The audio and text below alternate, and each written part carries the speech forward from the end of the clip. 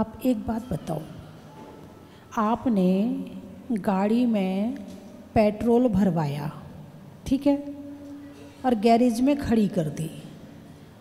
Petrol ख़त्म होगा क्या? बोलिए ना।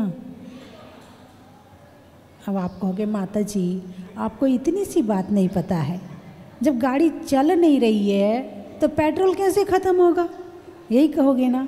अच्छा चलिए अगली बात, आपने रात को भोजन किया और रात को सो गए तो सुबह पेट में कुछ मिलेगा? ऐसा क्यों?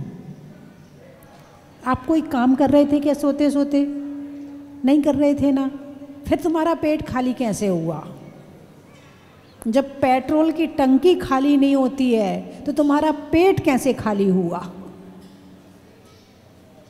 कारण क्या है? कभी आपने सोचा, कभी आपने चिंतन मनन किया कि हम सो रहे हैं और रात को खा के सोए थे पेट भर के, इतना सा भी खाली नहीं था, और सुबह पेट खाली, सुबह फिर चाय दूध फिर शुरू हो जाता, फिर स्टार्ट। तो रात को सोते सोते तुम जैसे गाड़ी जब चलती है तभी पेट्रोल खाती है, और चाबी से बंद कर दो तो पेट्रोल खाना बंद कर देती है। तो रात को आप सोते हो तो क्या आप चालू रहते हो क्या? आप बंद नहीं होते क्या? हैं?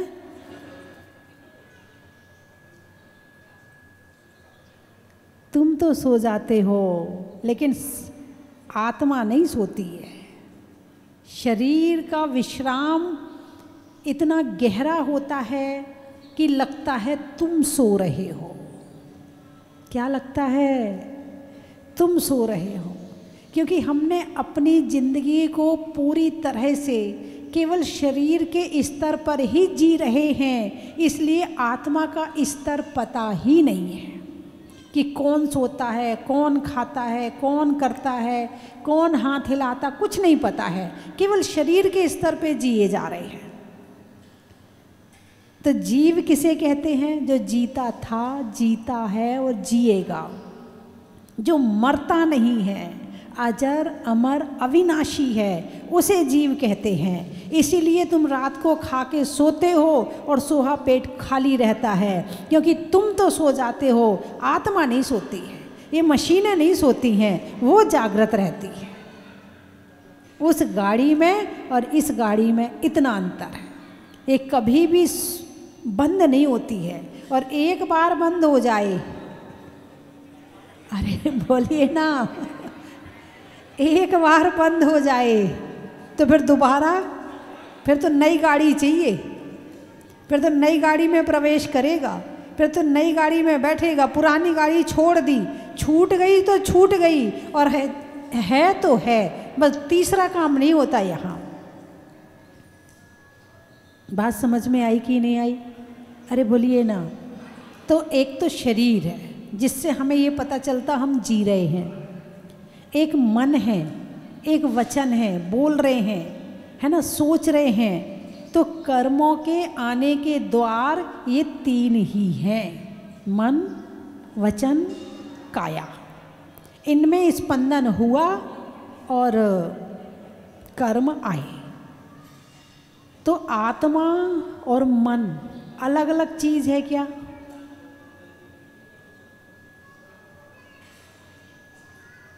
सोचो। अच्छा, शरीर और आत्मा अलग है या एक है? चलो इसको तो आपने अलग मान लिया। अब मन और आत्मा अलग है कि एक है?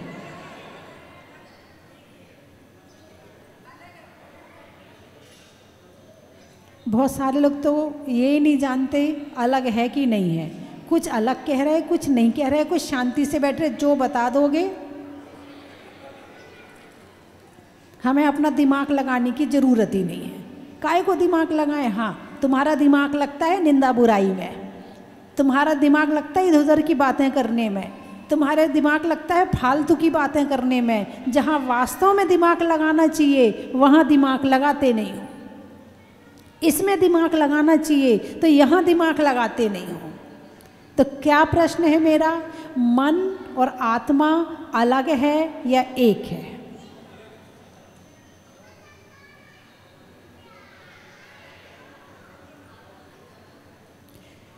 अच्छा, आँख और आत्मा अलग है कि एक है? आँख और आत्मा अलग है, फिर देखते कैसे हो? कान और आत्मा एक है कि अलग है? आप मुझे सुन रहे हो ना? कौन सुन रहा है? कौन सुन रहा है? सुनने वाला कान सुन रहे हैं ना? अरे बोलिए ना, कान सुन रहे कि नहीं सुन रहे? सुन रहे हैं ना? तो आत्मा और कान अलग कैसे हो सकते हैं? अच्छा ये बताओ, लाइट का तार और उसमें चलने वाला करंट एक है या अलग है? जब लाइट में तार में करंट होता है तो ये पंखा घूमता है, और करंट चला जाए तो पंखा घूमना बंद हो जाता है। ऐसे ही शरीर और आत्मा अलग है। आत्मा करंट है और शरीर और मन और वचन और आँख और नाक और कान सब तार हैं। लेकिन बस ये समझ रखा कि मैं तार हूँ, मैंने ये समझा ही नहीं है कि मैं अलग हूँ और कान अलग हैं और आँख अलग है। तो तार करंट को पास करने का माध्यम है। अरे बोलिए ना, जब तार में करंट आता है और तुम बटन चालू करते तो वाइब्रेशन होती है, और वाइब्रेशन होती है तो इतनी तेज़ होती है कि पंखा चल जाता है, मिक्सी चल जाती हैं, बड़ी बड़ी मशीनें चल जाती हैं। चलती कि नहीं चलती? ऐसे आत्मा का करंट जब इन 5 इंद्रियों में आता है और मन में आता है तो ये भी एक्टिवेट हो जाते हैं, ये भी चालू हो जाते हैं। लगता है कि ये चालू है, लेकिन चालू कोई और है। क्या? चलने वाला कौन है? आत्मा। सुनने वाला कौन है? कान। अरे बोलिए ना, कान के माध्यम से आत्मा सुन रही है। सोचने वाला कौन है? मन। किसके माध्यम से? आत्मा सोच रही है मन के माध्यम से। द्रव्य मन, भाव मन है। द्रव्य लब्धि उपयोगो भावेंद्रियम, लब्धि और उपयोग को भावेंद्री कहते हैं।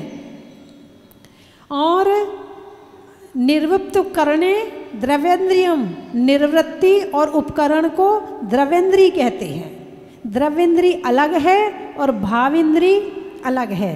द्रव्येंद्री का कर्म अलग है और भावेंद्री का कर्म अलग है।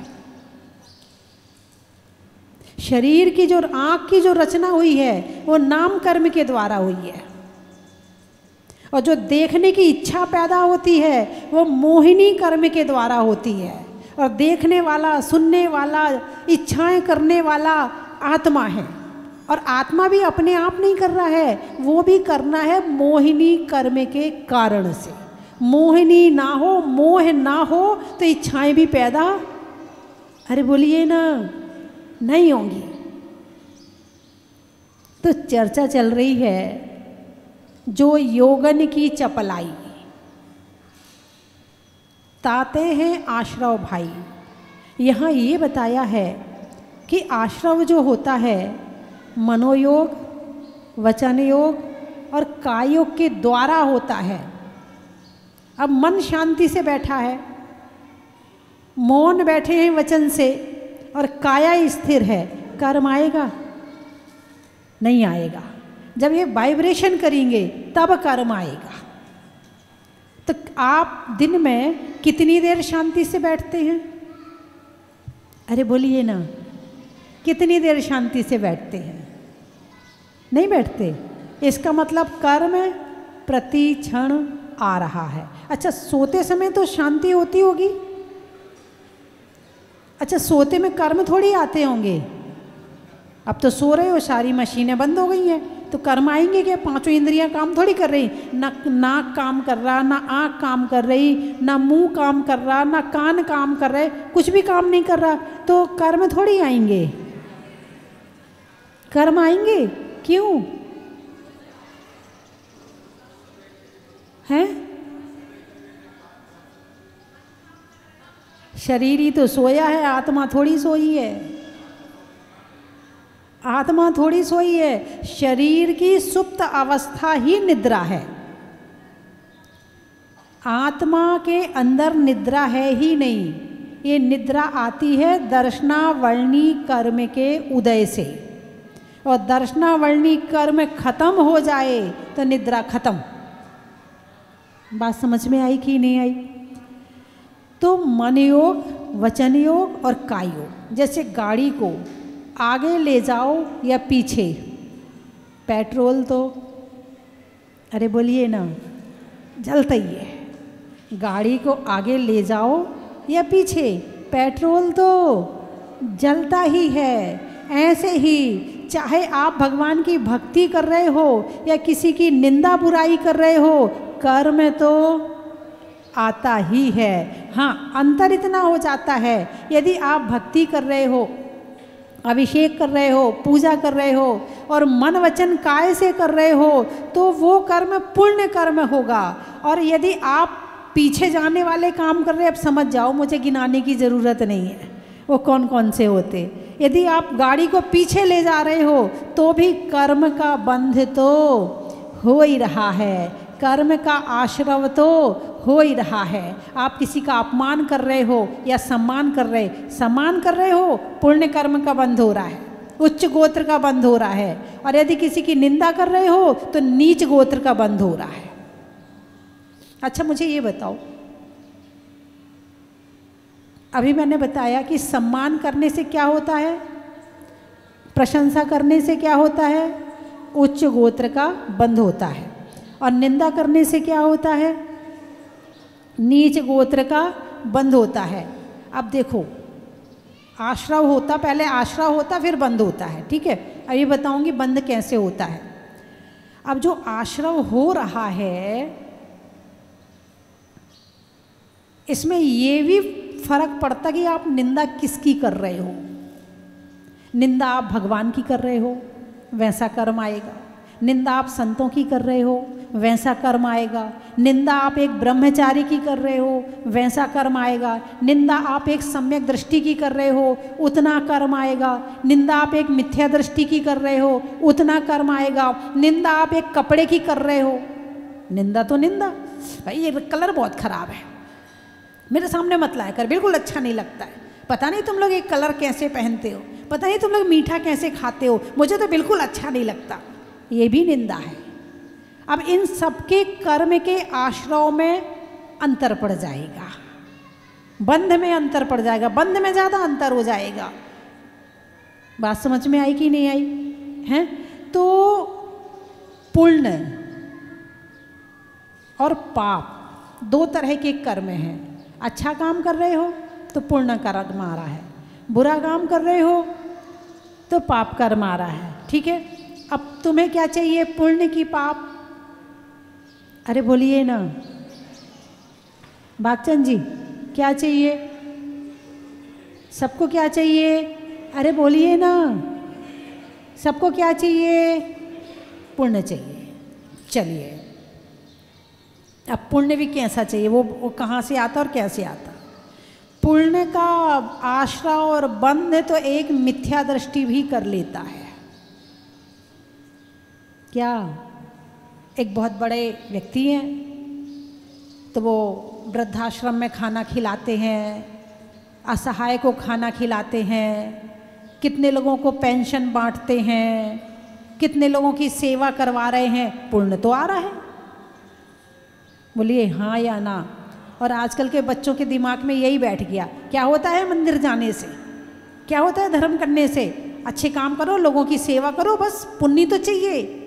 पुण्य तो एक मिथ्या दृष्टि भी कर लेता है, लेकिन उस मिथ्या दृष्टि को ना आत्मा का ज्ञान है ना परमात्मा का ज्ञान है। उस मिथ्या दृष्टि को ना मोक्ष का ज्ञान है ना आश्रय बंध संवर निर्जरा का ज्ञान है। वो तो मात्र पुण्य कर रहा है। क्या कहा? पुण्य तो एक मिथ्या दृष्टि भी कर लेता है, लेकिन वीतरागता पर ध्यान दो। भगवान कैसे हैं? वीतरागी हैं।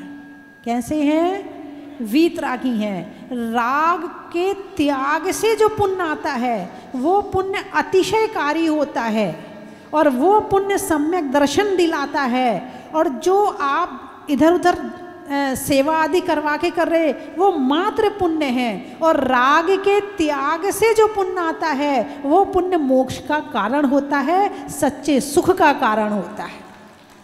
अब बताओ क्या चाहिए, मात्र पुण्य चाहिए या राग का त्याग करके भगवान की भक्ति और आत्मा का कल्याण चाहिए? क्या चाहिए? अब कौन सा, अब पुण्य चाहिए या राग का त्याग चाहिए? आपने यहाँ दान दिया तो जितना दान दिया उतने धन से राग का त्याग हो गया। क्या हो गया? उतने धन से राग का त्याग हो गया। और हमारे जैन धर्म में त्याग त्याग खूब बताते हैं। आप कहीं भी चले जाओ बोले जैनियों में त्याग बहुत होता और त्याग बड़ा कठिन है। तो क्यों कराया जाता? तो आजकल के बच्चे जो समझते नहीं है ना वो यही कहते क्या है ये त्याग त्याग त्याग त्याग लगा रखा, इसका त्याग करो, उसका त्याग करो, उसका त्याग करो, उसका त्याग। क्या होता है त्याग करने से? आजकल के बच्चों में बड़ी धारणा बन गई है कि त्याग करने से होता क्या है, कुछ नहीं होता है। अच्छे भाव रखो, मंदिर जाने से भी कुछ नहीं होता है। अच्छे भाव रखो, बस हो गया, सब वही अच्छा आदमी है, हमारे मन में भगवान है। जाओ तुम लोग पाप करते हो, हम पाप ही नहीं करते हैं। आजकल के बच्चों में ये धारणा आ गई है। बोलिए आई कि नहीं आई? है ना? यदि कोई भी हमारी पुरानी परंपरा है, हमारी कोई भी पुरानी परंपरा है, उसमें बड़े रहस्य हैं। यदि उन पुरानी परंपरा को परंपरा मान के करते हो तो भी भला है, और यदि आप परंपरा मान के नहीं करना चाहते हो तो छोड़ो मत, उस परंपरा की गहराई में पहुंचो। यदि ये परंपरा बनाई है तो क्यों बनाई है, इसका कारण क्या है? तुम अपने आप को ज्ञानी मान के उसको छोड़ो मत, क्योंकि आजकल के बच्चे अपने आप को बहुत ज्ञानी मान रहे हैं। मान रहे कि नहीं मान रहे? एक उदाहरण बता दूं आपको। एक मॉडर्न लड़की थी, अपने डैडी के साथ, किसके साथ? डैडी के साथ अपना पुराना गांव घूमने गई। गांव घूमने गई तो वहाँ पर जो देखा कि एक इतना बड़ा कद्दू और पतली सी बेल। तो बोली डैडी तुम्हारे भगवान जी भी समझ में नहीं आते, इतना बड़ा कद्दू और इसके लिए पतली सी बेल पे इतना बड़ा कद्दू उगा दिया, और ये देखो ये आम लगे हैं, इतना बड़ा पेड़ और इतने इतने से आम। तो मैं भगवान समझ में नहीं आते मुझे। वो लड़की भी मॉडर्न थी। बोले तुम्हारे भगवान हमें समझ में नहीं आते हैं। चलो घूमने आई है तो घूम रही है। अब ठंडी ठंडी हवा चल रही थी, मौसम बड़ा अच्छा था, तो पेड़ के नीचे बैठ गए। अब पेड़ के नीचे बैठे तो उस लड़की का मन हुआ कि वो लेट जाए, तो वो लेट गई। हवा चली, एक आम टूटा और उसकी नाक पे गिरा, चिल्ला पड़ी, मेरी तो नाक टूट गई, मेरे तो नाक में दर्द हो गया। उसके पिताजी मुस्कुराने लगे, बेटी क्या हुआ? तू भगवान को कह रही थी ना कि ये उनको बिल्कुल ये नहीं पता कि इतने पतली सी बेल में इतना बड़ा कद्दू क्यों लगा दिया। अरे बोलिए ना, इसलिए समाज के बीच में रहना सीखो। समाज में जो कार्यक्रम होते हैं उसमें भाग लेना सीखो। समाज में साधु संत आते हैं, चौका भी लगाओ, हैं, उनकी सेवा भी करो, उनके प्रवचन भी सुनो, उनकी वैयावृत्ति भी करो। सारे दिन बच्चों के चक्कर में अपना धर्म मत छोड़ो। और तुम यदि छोड़ दोगे तो बच्चे तो और दूर चले जाएंगे। तुम यदि 7 दिन में 1 दिन मंदिर जाओगे तो उनके बच्चे महीने में 1 दिन जाएंगे, और उनके बच्चे महीने में 1 दिन जाएंगे तो उनके बच्चे जाएंगे ही नहीं। और तुम यदि हर सप्ताह बच्चों को ले जाके पूजा करवाते हो, पाठ करवाते हो, घर में बैठ के सामूहिक चालीसा करते हो, भक्तांबर पढ़ते हो, बच्चों को बिठाते हो, तो कम से कम बच्चों के अंदर जो संस्कार आएंगे तो वो कम से कम डिप्रेशन से, बीमारियों से बच जाएंगे और उनका जीवन सुखी हो जाएगा। यदि बच्चों को सुख देना है, अपने बच्चों को सुखी देखना चाहते हो? अरे बोलिए ना, कौन कौन अपने बच्चों को सुखी देखना चाहता है? हाथ उठाकर बताओ, कौन है जो बच्चों को सुखी देखना चाहता है? तो अपने बच्चों में जिसने धर्म के संस्कार दिए हैं वो माँ बाप वास्तव में अपने बच्चों को सुखी रखेंगे। और जो माँ बाप अपने बच्चों को संस्कार नहीं देते हैं, वो समझ लो उन्होंने कितना तुम बच्चों के लिए धन छोड़ जाना, कितने तुम कोठी महल मकान छोड़ जाना, और धर्म नहीं छोड़ोगे तो समझना बच्चे सुखी नहीं रहेंगे। क्योंकि सुख आता है धर्म से, है ना? कहाँ से आता है? अभी कल एक पढ़ रही थी मैं, बड़ी अच्छी किताब आई है मेरे पास में, उसका नाम है आराध्य सूत्र। बड़ी अच्छी लाइन लिखी थी। उसमें लिखा था कि दर्पण में मुख, क्या लिखा था? दर्पण में मुख और संसार में सुख दिखता तो है, होता नहीं है। क्या? दर्पण में मुख और संसार में सुख दिखता तो है, होता नहीं है। इसीलिए सुख कहाँ होता है ये जानने का प्रयास करो। सुख होता है धर्म में, सुख होता है राग के त्याग में। भाई आलू का त्याग करवाया तो आलू से संबंधित जितनी लड़ाई, जितने पाप, जितने कलेश, जितनी इच्छाएं थी वो खत्म। आलू से राग त्याग, सुख आ गया। बोलिए, आलू खाने में कितनी देर सुख मिलता था? जीभ पे रखा, नीचे गया, खत्म। आलू का त्याग किया, अब 24 घंटे सुखी हो। ऐसे ही आप जितनी जितनी चीज का त्याग करोगे उतना उतना राग त्याग होगा, और जितना जितना राग त्याग होगा उतने उतने सुखी होंगे। और जब संपूर्ण त्याग हो जाएगा तो वीत राग हो जाओगे। कैसे हो जाओगे? वीत राग हो जाओगे। तो प्रतिदिन मंदिर क्यों जाना चाहिए? क्योंकि ये वीत रागी हैं, इनका संपूर्ण राग का त्याग है। हम थोड़ा थोड़ा राग त्याग करने के लिए इनके चरणों में आते हैं। भगवान थोड़ा तो छुड़वा दो, भगवान थोड़ा तो छुड़वा दो। लेकिन कोई छुड़वा रहा हो तो उसके पास से भागते हो। माता जी के पास मत जाना, त्याग करवाती है, आलू त्याग करवाती है। नहीं, मैं नहीं करवाती। यदि बाई चांस करवाने लगूं तो आहार मत देना, रात्रि भोजन त्याग करवा देती सारी जिंदगी का। अरे भाई, जो त्याग है वो तुम्हारी आत्मा का हित करने वाला है, तुम्हें सुखी करने वाला है। और जो सुख का रास्ता है उससे तुम भागते हो। जो संसार में हो रहा है उसमें तुम घुसते हो, और वहाँ से क्या लेकर आते हो? अरे बोलिए ना, वहाँ से दुख लेकर आते हो। आजकल समाज में नहीं, फ्रेंड सर्कल वो ज़्यादा काम करता है। ये हमारा दोस्त है, हम दोस्तों के साथ रहते हैं। यही तो दिक्कत। जो सुख का कारण है अच्छा ही नहीं लगता, ना प्रवचन अच्छे लगते, ना ज्ञान की बातें अच्छी लगती, और ना धर्म मंदिर पूजा। नहीं, ये तुम्हारा काम है, बुढ़ापे का काम, तुम बुढ़ों का काम है, तुम लोग करो। और अब तो बुढ़े भी ऐसे हो गए कि वे भी नहीं सुनना चाहते। अब तो बुढ़े भी ऐसे मोबाइल चला चला के ऐसे हो गए कि वे भी नहीं सुनना चाहते। जैसे मैं शहरों में जब भ्रमण करती, समय हो गया है, मैं शहरों में जब भ्रमण करती हूँ तो बुढ़े भी प्रवचन सुनने बहुत कम आते हैं। क्या कर रहे हैं अपने घर में? वही सीरियल में लगे पड़े हैं, वही टीवी में लगे पड़े हैं, वो भी नहीं आते प्रवचन सुनने। हाँ, कुछ ऐसे होंगे जिनकी कमर घुटने खराब होंगे, मगर सबके तो खराब नहीं है ना।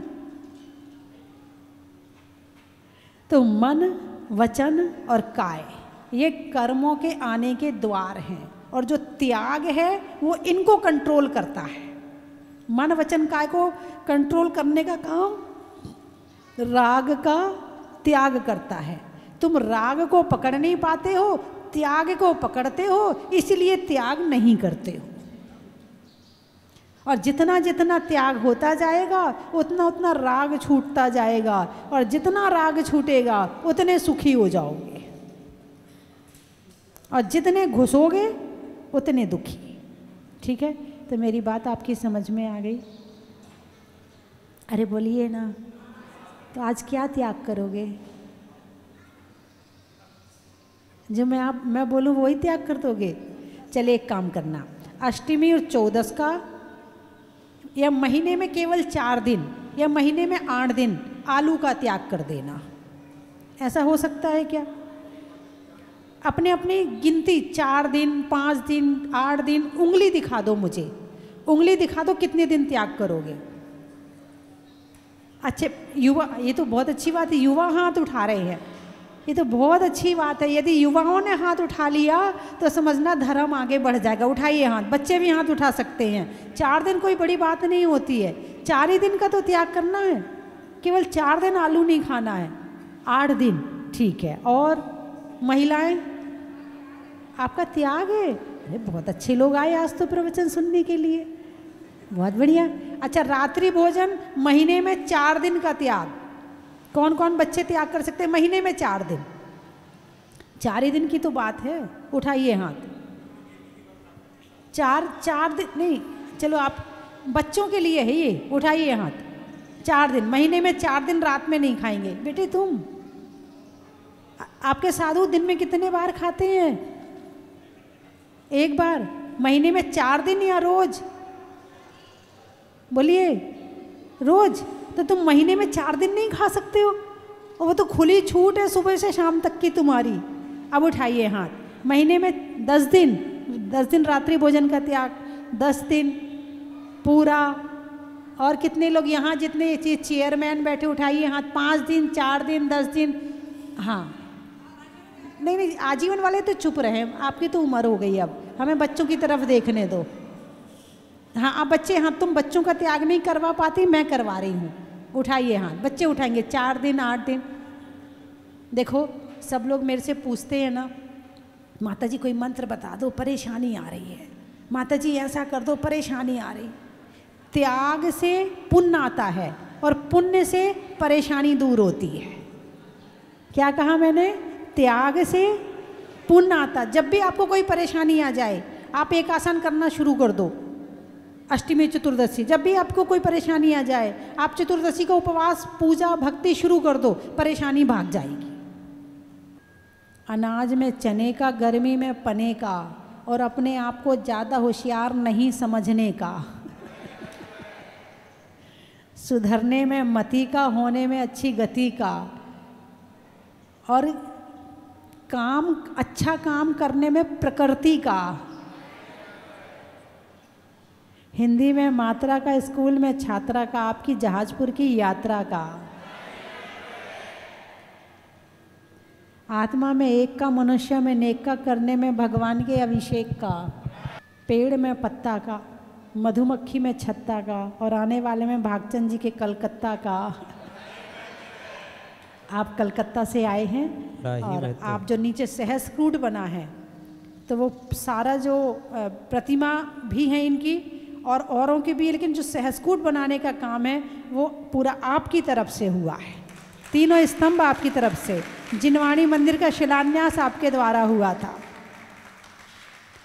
और हमारे हुकमचंद जी भी आते रहते हैं, जोधपुर वाले, और साल में 1 बार तो आ ही जाते हो कि 2 बार आ जाते हो?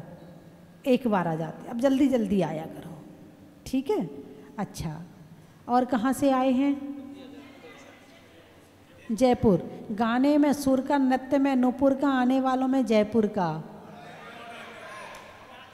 इटारसी, रांची। चिड़िया में चीची का, घर में चाची का, और आने वालों में रांची का। बड़ा ही महत्व है। किशनगढ़।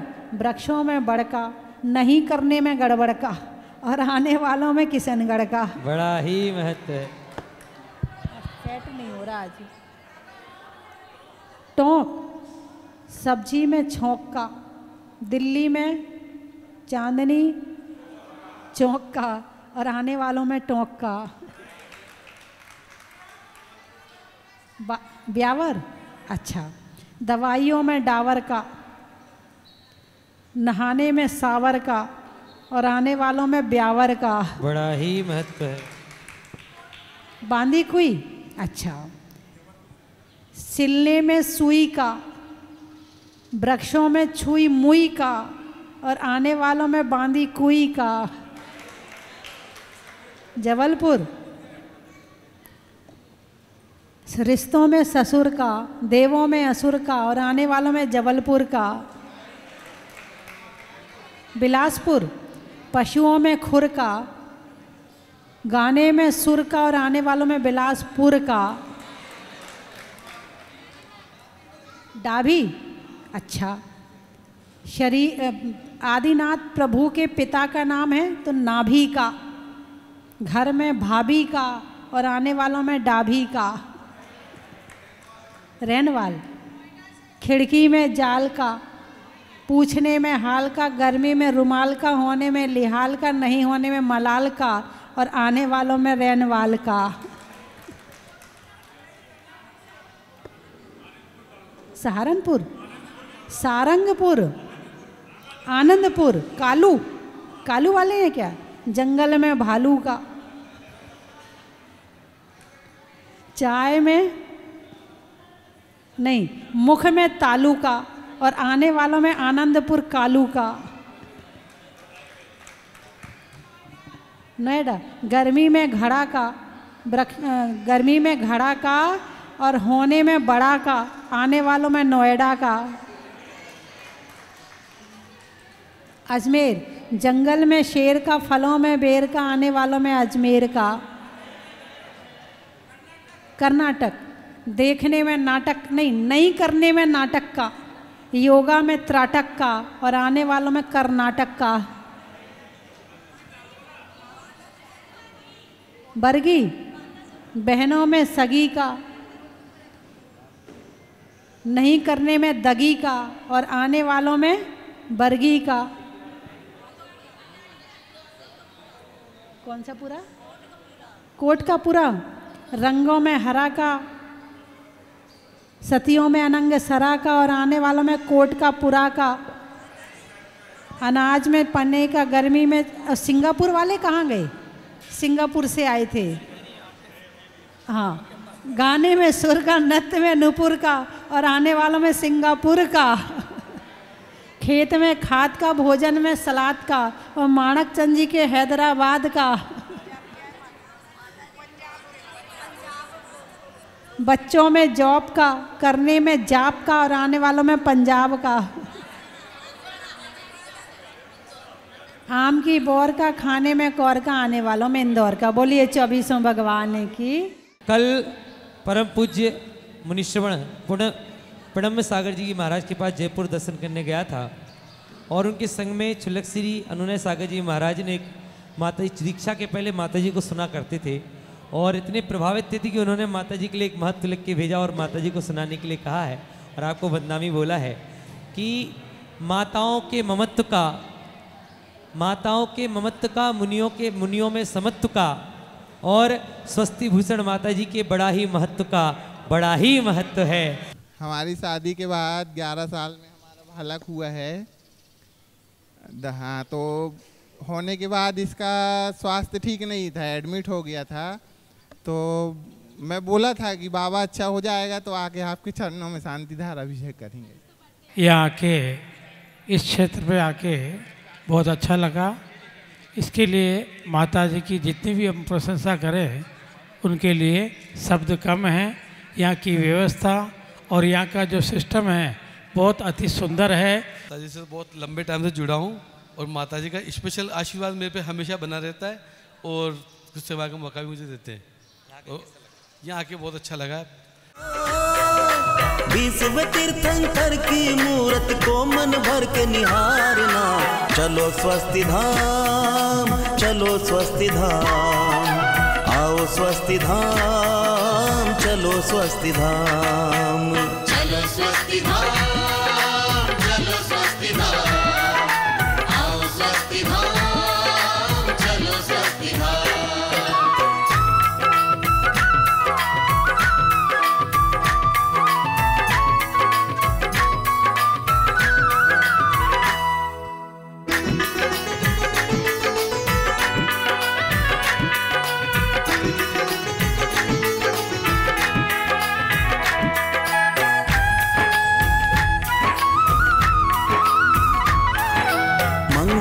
मंगलवार को मंगलकारी मंगल करने प्रगटे, दर्शन करते ही आशीषों के भंडार हैं भरते।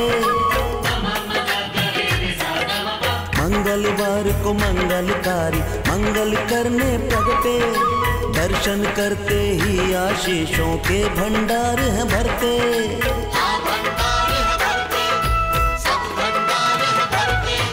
स्वस्ति धाम में जाकर मुझको, स्वस्ति धाम में जाकर मुझको भी जीवन है सुधारना। स्वस्ति धाम मुझे जाना है, मन में है ये धारणा। चलो स्वस्ति धाम, चलो स्वस्ति धाम, आओ स्वस्ति धाम, चलो स्वस्ति धाम। कंचन की थाल को सजाओ रे आज, रत्नों की थाल को भर लाओ रे आज। आओ आओ करे रे गुणगान आरती भगवन की। आओ आओ करे गुणगान आरती भगवन की। आओ आओ करे रे गुणगान आरती भगवन की।